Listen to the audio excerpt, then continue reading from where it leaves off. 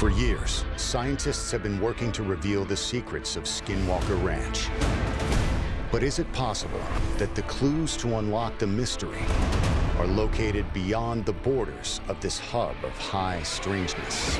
Now, an ex-CIA agent and a veteran journalist have been recruited by the Skinwalker team to go on a high-stakes mission across America. Look at all this activity that's happening. That's unbelievable. Oh my gosh, look at that, look at that, look at that, look at that. The goal, uncover evidence that may finally expose the truth. What is that thing? It's getting more intense. You ever seen anything like this before? No. This is just the beginning. Welcome, everybody, to this episode of Carl the Crusher here, exclusively brought to you behind the scenes for this new season of Beyond Skinwalker, a collaborative show done with Brandon Fugel's team at Skinwalker Ranch. And they have reached out to these intrepid explorers, Paul Beeben and Andrew Bustamante, who have joined the team in order to explore places beyond Skinwalker Ranch to see if there's any historical connections and connections with the phenomena. So we're going to meet Paul and Andrew and get to know a little bit more about them, how they got introduced to this project, some of the places that they've been, and all of their experience and firsthand look before the show at Mount Wilson that we got to all film together. So welcome, Paul and Andrew. How are you guys doing today? Hey, it's good, Carl. Carl, it's good to see you again, man. The last time I saw you, we were freezing our tails off. I was going to say the last time we saw Carl, literally one half of us was crusted with snow on the side because we were standing and trying to film in a blizzard that was all blowing from one side. Yep. So one side of us is iced over.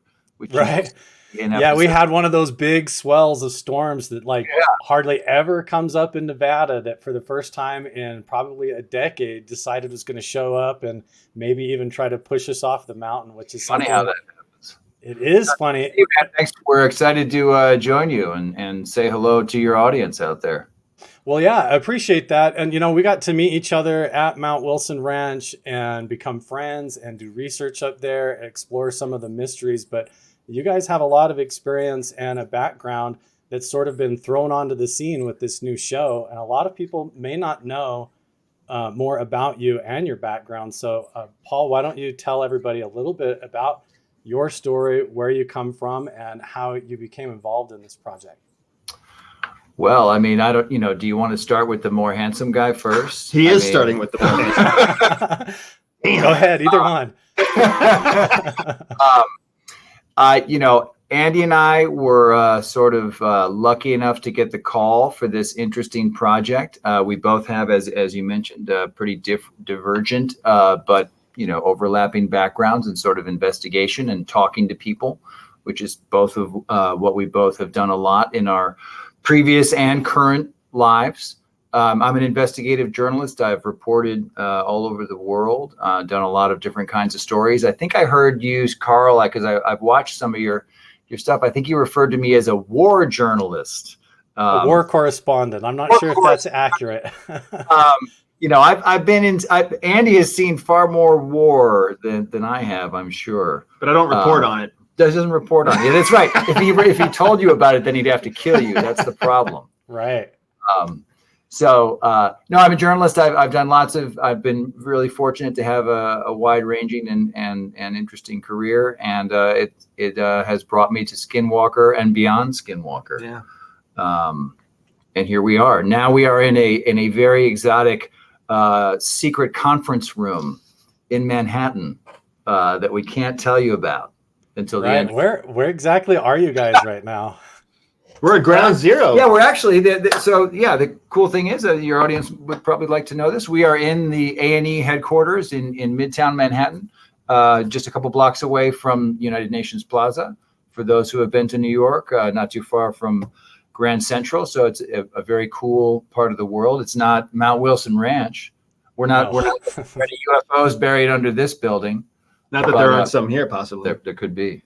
And then, of course, I'm Andrew Bustamante. I'm a former CIA intelligence officer. Carl, you know me well. We spent plenty of time digging and blasting and hunting and shivering in Mount Wilson. But yeah, to Paul's point, a lot of my operational history is still classified, so I try not to focus on that because what I can do is talk about what we've been doing now. And for sure, this project, which I think Paul is exactly right to use that term, project is really what we were working on with this effort. It wasn't a show, it wasn't entertainment, it was an opportunity for us to bring two very professional backgrounds and leverage those in the scientific investigation that Skinwalker Ranch has been carrying out for such a long time. And I think it's right whenever Brandon calls us like an advanced recon team. That's absolutely the role that we filled.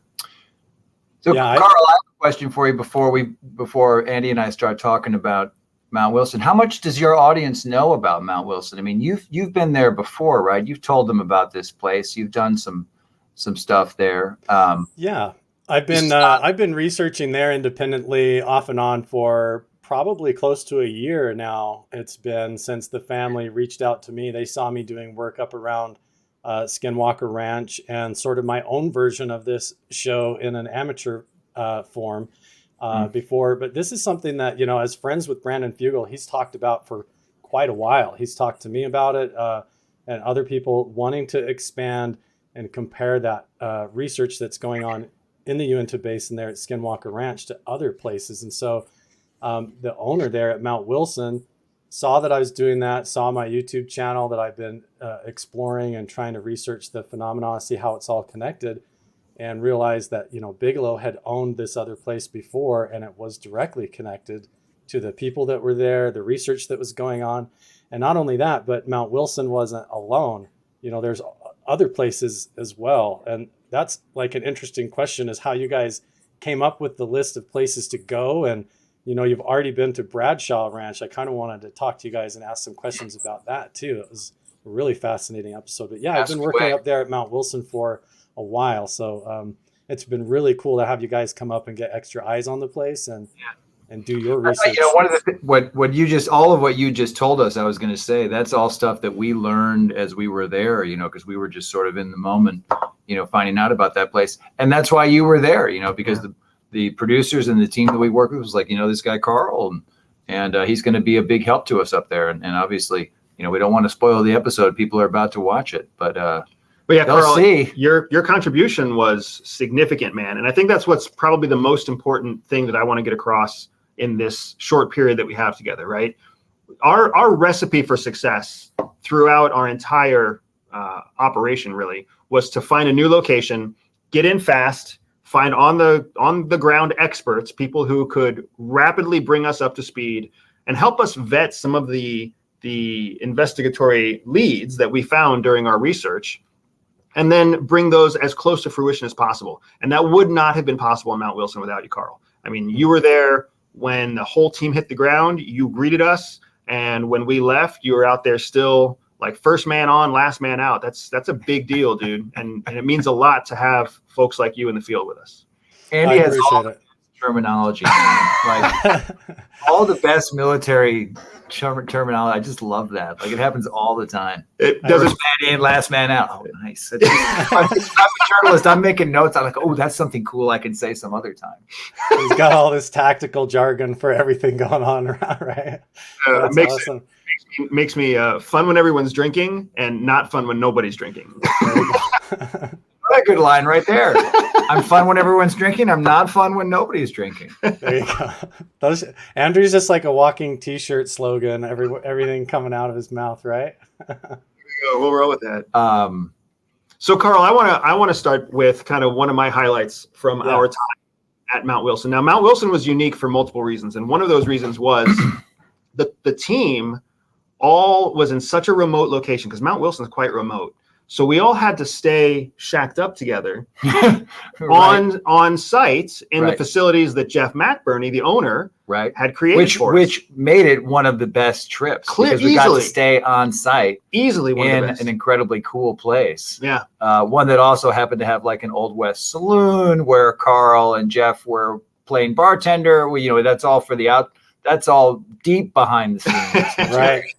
After the cameras turn off, that's where it all begins. Really, that's when my cameras like turn on, and, right? But yeah, no, it was a unique opportunity. It was a really unique opportunity because it was one of the few places where Paul and we never turned off. right? We Right. always had 24-hour investigations rolling. We had cameras in our room.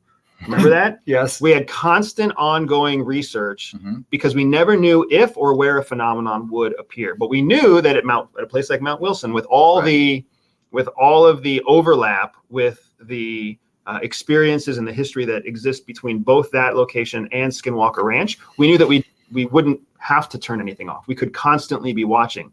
And that really did make Mount Wilson just incredibly unique. And I've been authorized to say this, that we have so much material, and you know how busy we were, how much we shot round the clock, like Andy was saying, that not all of it makes the episode. It's not going to be until we have sort of a bonus episode at the end of this season that everybody sees how much went on at Mount Wilson.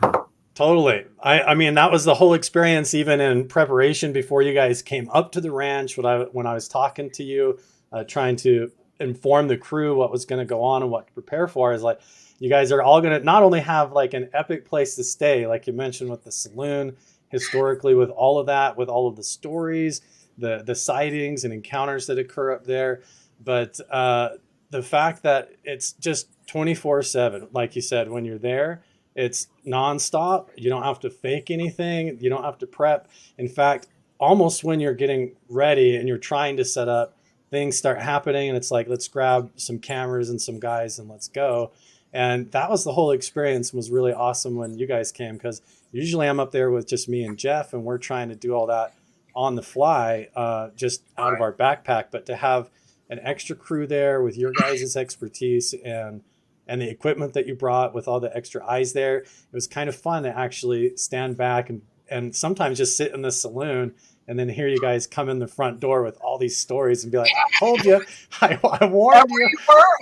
You were in the saloon while we were out there working. Okay. There was a couple of incidents that I think maybe make it into the bonus episode when you guys were out in the meadow doing things at night.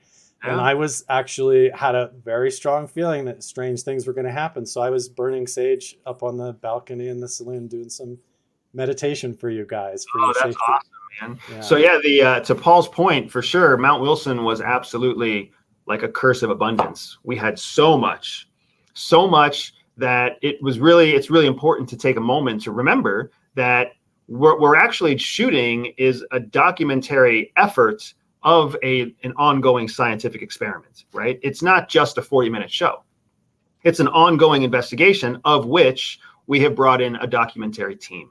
So even though we were able to kind of prioritize and capture some of the most relevant and key points for the viewer audience to watch, we are absolutely reliant on your behind the scene footage to show even more. And our showrunner has reached out and said that some of the stuff you got, Carl, from your behind the scenes is as good as the stuff that we captured for the main episode.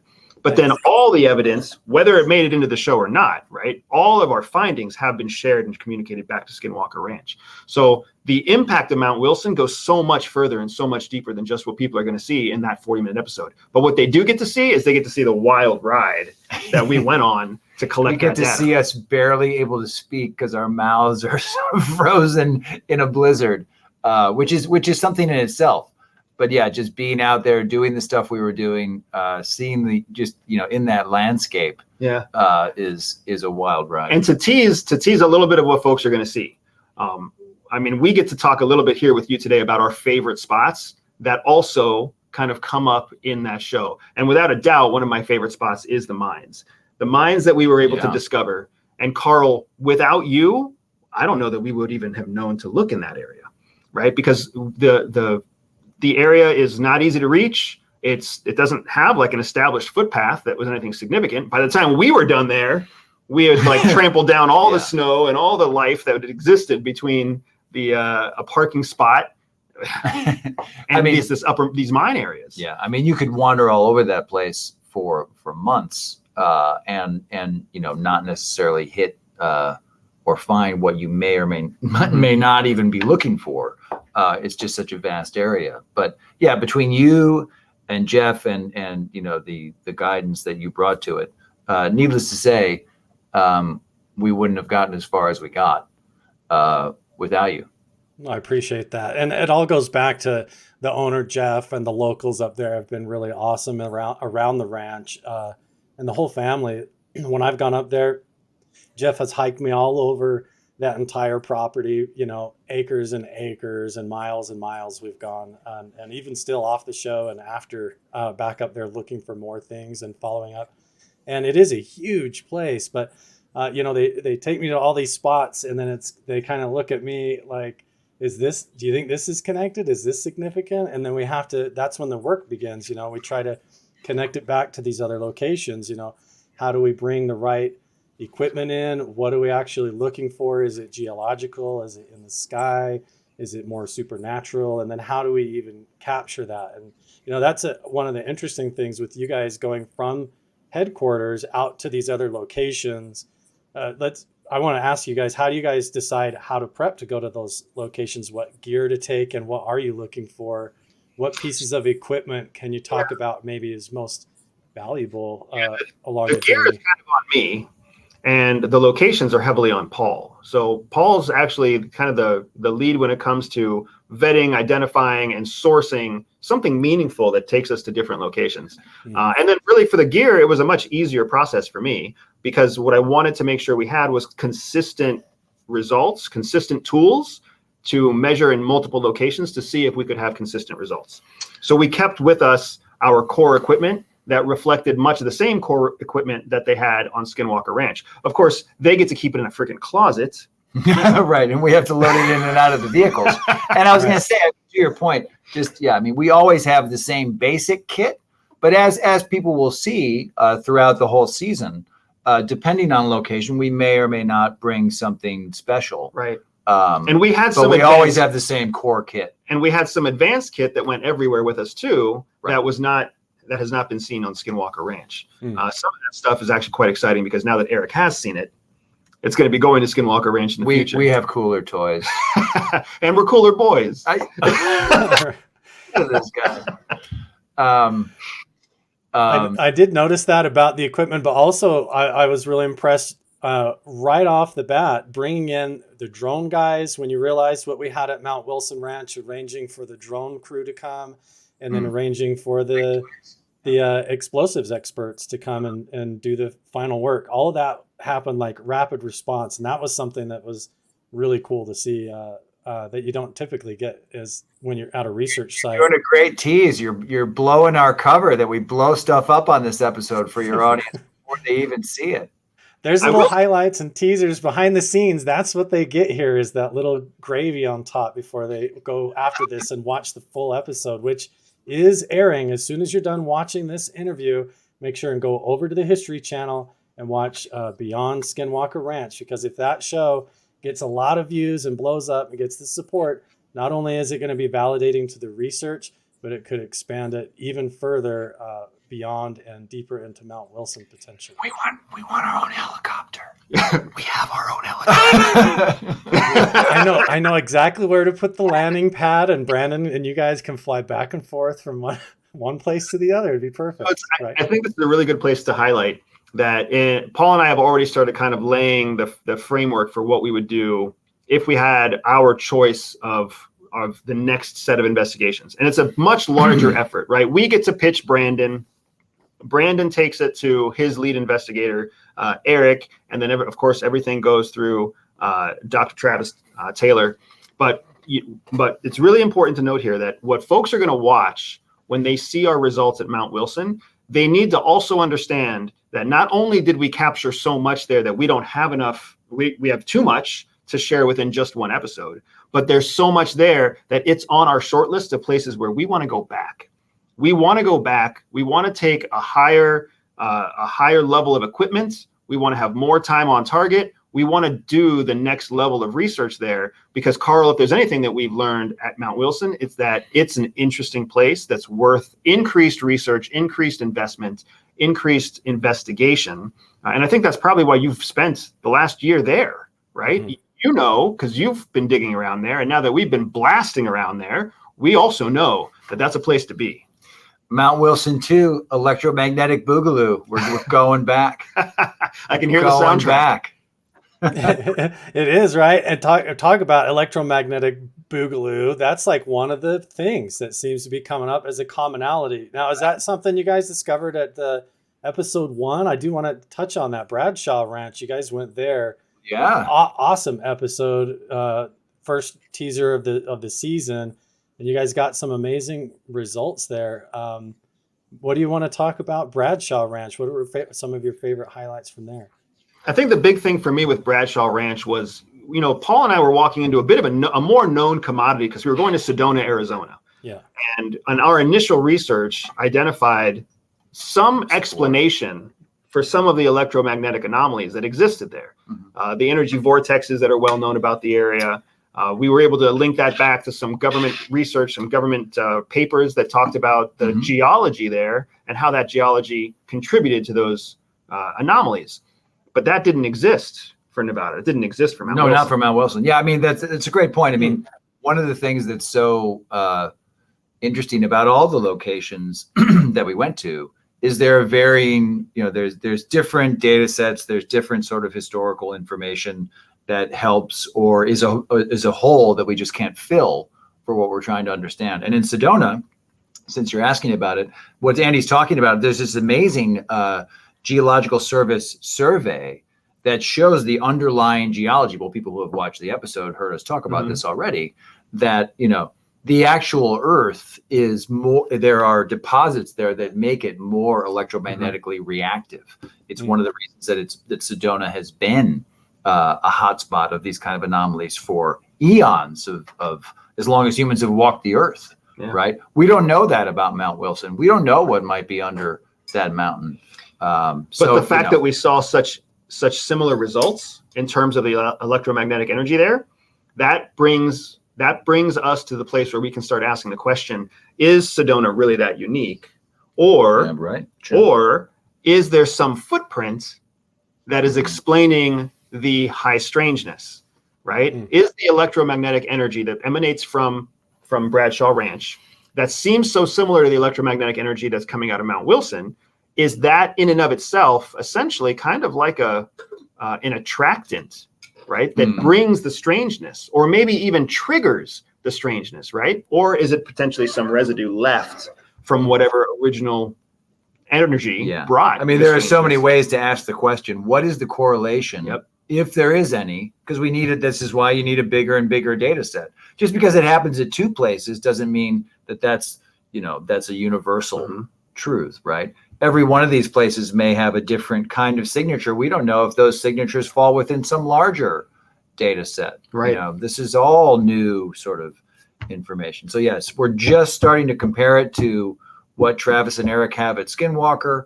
We're just starting, we're still processing all of our own research. And obviously, what that's like because you've been doing it for longer than we have. Yeah, we have very strong correlation between Skinwalker Ranch and Mount Wilson Ranch. Right. But what we're looking for is the cause, right? What is the thing that's causing these correlative data points?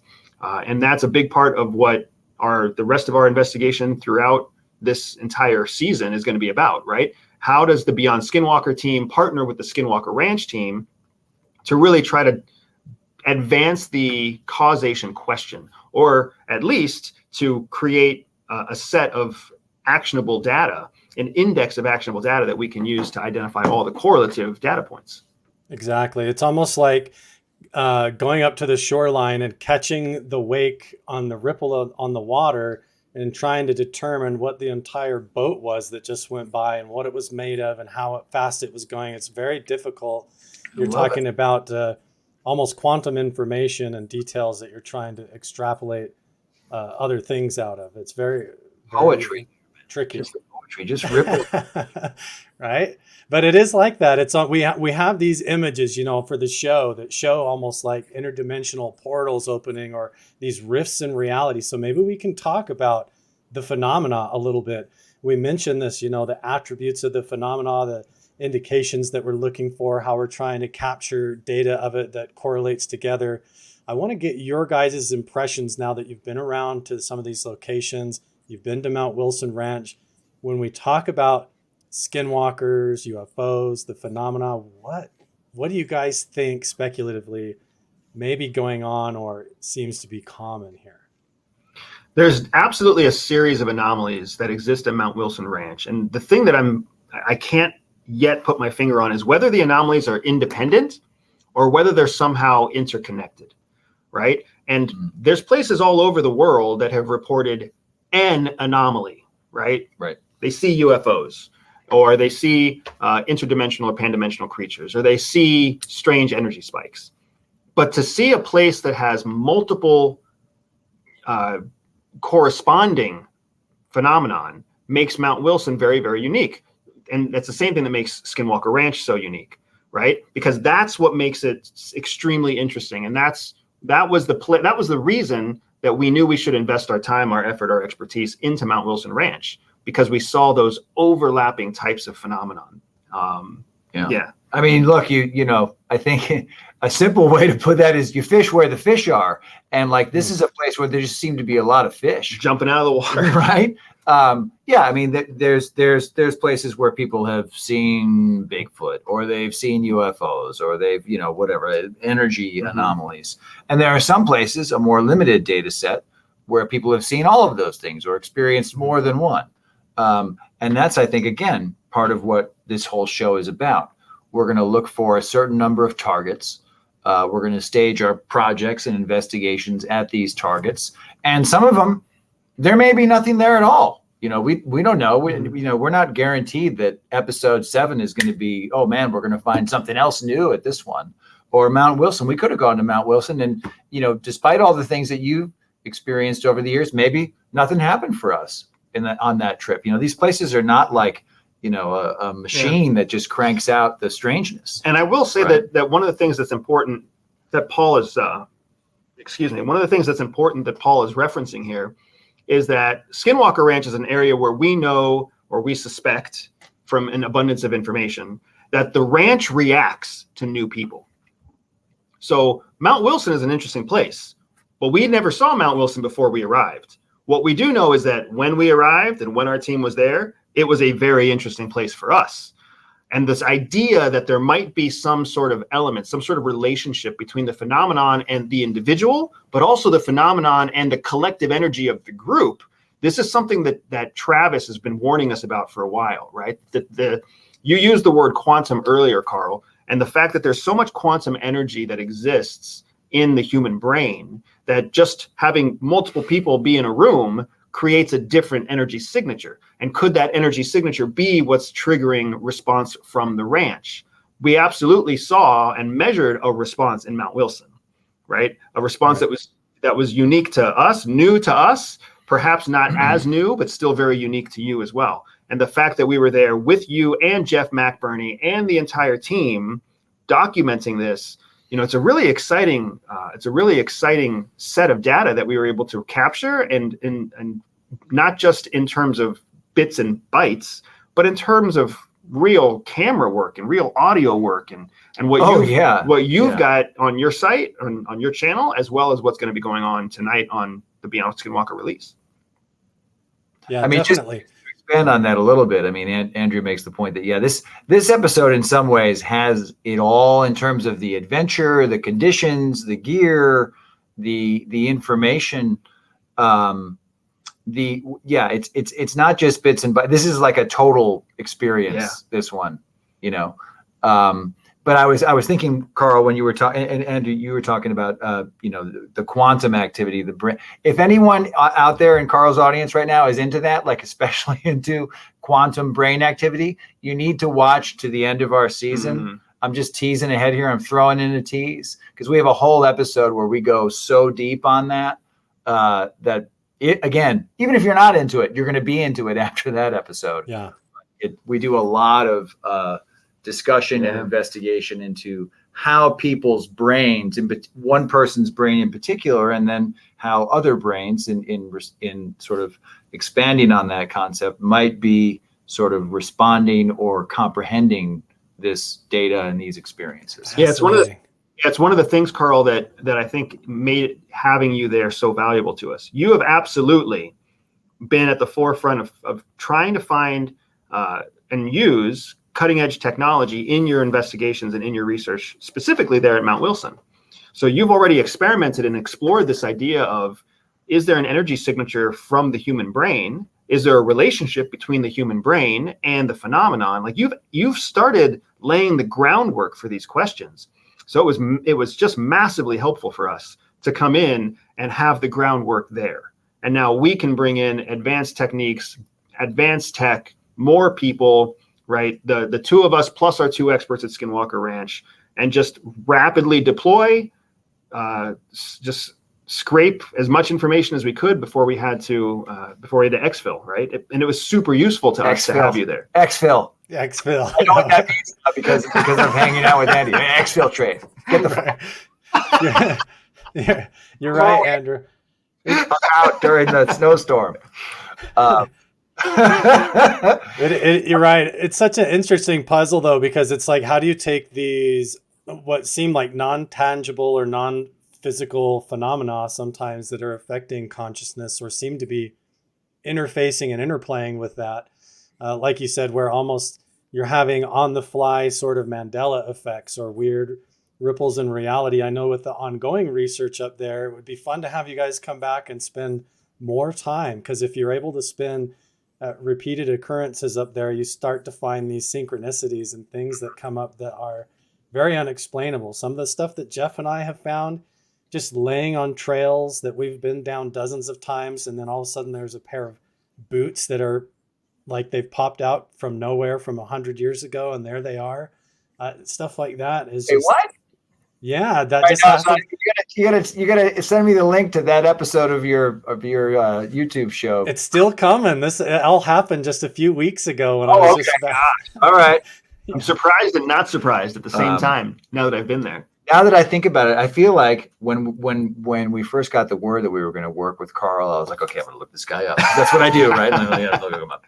And I think I saw one of your videos, Carl, where you were in a cave on Mount Wilson. You got some biofeedback up there, right? And I was like, oh, man, I want to go sit in a cave for like 3 hours. That's the whole idea, right? Very soothing. But we didn't get to that. We just were just out in a blizzard. No relaxing cave sitting for us. We got snowed out. We had to just go in and exfil, like Andy said, just like strategic. Yeah, man, it was very, very tactical. Our time there was just extremely Gonna come back in nice weather. Extremely focused. And we can't really talk about our success there without giving a big shout out to Jeff, the gentleman who owns it, Jeff McBurney. Outstanding host. Originally a skeptic himself when he bought the ranch, and then the ranch has had that's a good tease too. Way of shifting his opinion. Jeff's personal story about acquiring the place and his sort of journey to Mount Wilson. That's a good detail in itself. Yeah. And this place has so many sort of threads that are all interesting. Yeah, and the incredible overlap that exists with Bigelow and Mount Wilson. I mean, Bigelow's relationship with Mount Wilson was extremely unique compared to any other location where we have been. And I don't want to give it away here. You know what I'm talking about, Carl. I know you know what I'm talking about. Everybody else gets to find out later when they watch Beyond Skinwalker. But that data alone, that fact, not just that Bigelow had owned it, but that he had this very special relationship with the place, is just hugely impactful.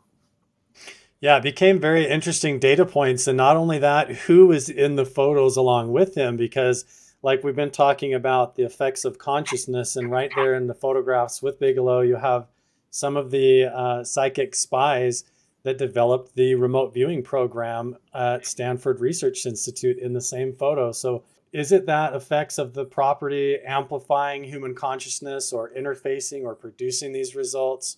Or were they using the psychic spies to try and find something hidden there or maybe buried there? And that's kind of an interesting paradox. And you wonder, maybe it's a little bit of both going on all at once. So that's curious, those effects on consciousness. So you guys actually have got to do some more of that. In Mount Wilson, we didn't because we were in a huge blizzard. But you guys are exploring some of those connections between human perceptions and the subconscious mind and these environments. So that's fascinating. Yeah, I think it's not it's not giving away too much to say that we really have almost an entire episode that's devoted to that, based on the story, based on the sort of the reason we launched that particular investigation. really focuses on brain science, on neurobiology, on really the nature of human perception. So that's something to just mark your calendar for that one near the end of the season. Yeah, I think that it's important. What Paul is getting at is that we started when we got called in to be part of the Beyond Skinwalker team. It was one of those ideas that was just like, hey, we just want to go outside of the borders of Skinwalker Ranch. So let's go beyond the road that takes you into Skinwalker Ranch. Literally outside the gate, yeah. But what we found instead is that we went beyond in so many different ways. We went to different locations, of course. We went beyond in terms of introducing new technology. We went beyond in terms of investigating areas of phenomenology and strangeness that they haven't had a chance yet on Skinwalker Ranch to explore. Right? We went and we were chasing leads that just don't even exist on Skinwalker Ranch. Strange phenomena, strange types of pan-dimensional creatures that they have not been able to record on Skinwalker Ranch, but Paul and I suspected might be in some way connected. And then we were able to go and start building those connections, building those correlations. So the entire season and the entire effort of the investigation, the thrust beyond, was just incredibly successful. And I think it's the success of the investigation that is leading to the success of the show, because it's very clear. Like the documentary team, the folks that were carrying the cameras and that were building and sharing the results with the outside audience, with everybody who's going to be tuning in on History Channel, they did a fantastic job of being able to share the story that was layered on top of the data that we were able to take back to Skinwalker Ranch. Really just an amazing team effort.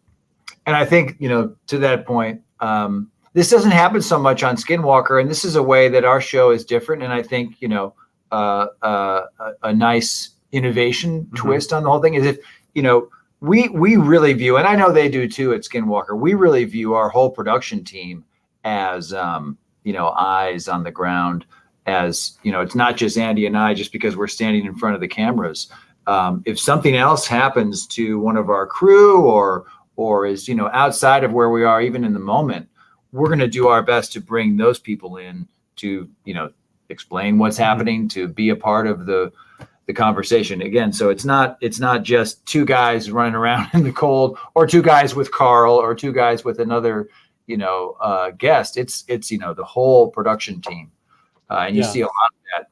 I think you see a lot of that in this episode that's about to happen. Yeah, absolutely. And it's been unprecedented, the amount that, everybody's been willing to work with me and my YouTube channel for the behind the scenes, and being willing to let me share and show everything, to show the authentic nature in which all of it occurs and happens, and how it's real. And there is a lot like that's going to have to go in the bonus episode and probably won't make it in. That's going to be saved for future seasons and things that, and I know that we even had things occur up there, even at night, members of the crew that had night terrors and strange things that, didn't get in the show. It wasn't even filmed or anything. And that's one of the main questions that I get asked a lot. I want to ask you guys, have you guys had any strangeness, or, we talk about the hitchhiker effect, anything follow you home, or any sort of paranormal oddities occur, or supernatural stuff seem to attach at all and go into these locations? I know for me, I've been trying to keep an eye out for exactly that. There's a part of me that's excited to see if something like that happens, and then there's a part of me that, is still not fully embracing the fact that once you have a hitchhiker, life may not be so great from that day forward, right? Right. So there's like this childish excitement, and then there's this very adult like fear that goes back and forth. But I will say that my relationship with the phenomenon has not resulted in a hitchhiker yet, or perhaps with a hitchhiker at all. That said, we know that wasn't true for everybody on our crew, like you were talking about, Carl. We had multiple folks who did seem to have a different type of relationship. And going back to our idea about beyond being kind of beyond in terms of investigation and beyond in terms of experience as well, one of the things that we really did find in our investigations throughout this entire project is that there absolutely seems to be evidence of a personal relationship with the phenomenon. Phenomenon may exist, that multiple people can experience it, but each experience is unique. To that end, what has been your experience? I mean, so far, so good in the sense that, when I pick up a hitchhiker, I like to just open the door on the highway and know who's getting in. So I haven't had any unexpected visitors. But yeah, people, and I don't think, unless they're keeping it a secret, that we've had any hitchhikers on the crew. However, people did have experiences in the moment on site that were unsettling for sure. Yeah. The hitchhiker thing, to me, that's frightening. That's where you can't escape a physical location, or there's literally something that, follows you home, that's attached to you. No, thank you so far. But, again, in the moment and throughout the season, we have moments of genuine, like, what is happening? Yeah. WTF right moments. Yes. Really? Absolutely. Yeah. Absolutely. So, the results here at Mount Wilson were some of the most unprecedented results that we had throughout the entire investigative effort, the whole thrust of what we did with Beyond Skinwalker. And Mount Wilson absolutely is, in my mind, one of my top locations for the investigation. But I also think that it's interesting, it's worth highlighting that it's not the only unprecedented thing happening. To your credit, Carl, what you have built in your investigative efforts on Mount Wilson, and what you've built with your own audience and your transparency and your authority and the work that you've put into this, has also led to an unprecedented relationship that you as a YouTuber have had with a major television network, because History Channel and you have worked hand in hand from the beginning. And the fact that you're releasing behind the scene footage, and that you retain some of your you retain copyright to your own footage, and the hand in glove network relationship that you've had, man, that on its own is something that has never been seen before. It could mark the future of what television looks like. And I really just want to kind of shout out to you for making that happen. That can't be an easy relationship to maintain. This is Andy, the businessman, now talking to Carl, the businessman. I'm going to just slide out now while you guys do a business podcast. I appreciate that, Andy. It's been an amazing experience. It's honestly been just a perfect symmetry for me. I haven't had any troubles with it. It's been just like you said, the hand in glove. When you guys came, it was a perfect fit. Everything went right in the flow, and it was like we did the same things we would have been doing if it was just Jeff and I, and we had the resources there to do it. We just had the crew and you guys there to help. It was an amazing experience, and I appreciate that. And I've felt that the opportunity to be able to broaden the horizon, be able to debunk a lot of the criticism that comes with doing a television show, with the way that it's edited and how a lot of stuff gets cut out. It has been a really amazing and refreshing experience to be able to do this. And hopefully we get to do it a lot more in the future. So before we wrap all this up, I want to ask you guys if you wanted to give any kind of teasers, or what your favorite moments were at Mount Wilson before everybody tunes into that episode after they leave this interview. What do you think was your favorite moments from being there at the ranch and working there? I'll let you go first. Oh man, I'm just gonna sum it up in a very teasable phrase: fire in the hole. Fire in the hole. Just, that's all I'm gonna say. And I'm gonna say that I can't wait to set foot on that lower meadow again. That is a place I absolutely want to go again. And I know folks don't know what I'm talking about yet. Nope, no idea. But they'll be fluent by the time they finish this episode. And of course, nothing beats the catering at Mount Wilson. That was the best food we had. It really was. In any location we went. Get sauced, yeah, in Pioche, Nevada. They're friends of ours up there. Yeah, they're awesome. Yeah.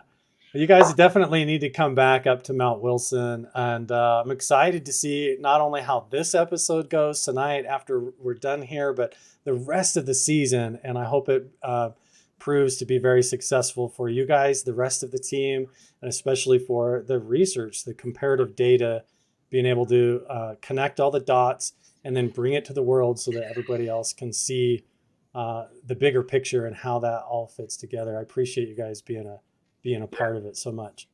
Man, thank you for your time. Thank you for your passion. Thank you for the research that you did that gave us a foot up as soon as we arrived. It's great to see you again, Carl. Thanks for doing this. We're excited to meet your audience. Hello, massive YouTube. Hello, wonderfully massive YouTube audience of Carl the Crusher. We're privileged to be a part of this, and hope you enjoy the show. Yeah, and keep following this guy. He's the real deal. You're Carl. You're doing the things that people wish they would ever get the chance to do. So thank you for what it is. I appreciate it. And I consider you guys friends and look forward to working with you guys in the future and hopefully filming a season 2, hopefully. And with that, let's go, man. Thanks, guys. We'll see you guys in the next one. Let's go Mount Wilson. This season on Beyond Skinwalker Ranch. Guys, buckle up. Oh my gosh. Look at all this activity that's happening. There's a UFO buried there. A UFO buried. When I saw this, my jaw just hit the table. There is something on this ranch that seems to be trying to communicate. I've caught one. I've caught a skinwalker. Here in this area? Yeah. Oh my gosh! Did you see that? It just went. There's some kind of disturbance over here. It's going down. It looks like it's trying to fly through a force field. We cannot rule out a secret military base right there in those mountains. You sure you guys weren't bugged? We're already known. This is a situation in intel that we call burn. This pisses me off. What it sounds like we need to do is uncover what's below the surface. The question is, how do we do that? All frequencies in the spectrum are being charged. That radiation is above 6,000. We're pegging out. Can you see what happened? Whoa. Yeah, that got a reaction. Oh my gosh, look at that, look at that, look at that, look at that. We absolutely want to follow up on this. If Bigelow would have found that, he would have stayed.